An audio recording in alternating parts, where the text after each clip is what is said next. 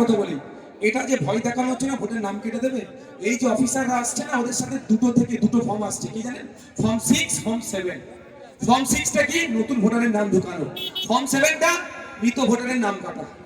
যদি এরা নাম কাটার জন্য হই হই করতো তাহলে ফর্ম 6 নিয়ে ঘুরতো। হ্যাঁ, তো আপনার যারা কাগজ আসেনি আমি বলবো বিতর্কে না গিয়ে ফর্ম 6টা চাইবেন, আপনার মায়ের ডিটেলস ফিল আপ করে জমা করে দেবেন। বুঝতে পারছেন? ওই বিএলওর কাছে বুথ লেভেল অফিসারের কাছে আরো দুটো ফর্ম থাকবে, আপনি চাইলে দেবেন না চাইলে দেবেন না। কি কি?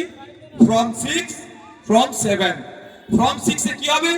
নতুন ভোটারের নাম তোলা, আর ফর্ম 7 মৃত ভোটারের নাম কাটার জন্য ডিটেলস দিয়ে ভরে দেবেন, ওই নামটা কেটে দেবেন।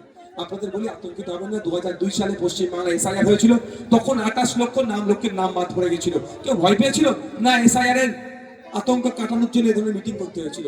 আজকে পলিটিক্যাল এসআইআর করার চেষ্টা করছে বিজেপি তৃণমূল মিলে, বাংলার মানুষকে বোকা বানানোর চেষ্টা করছে।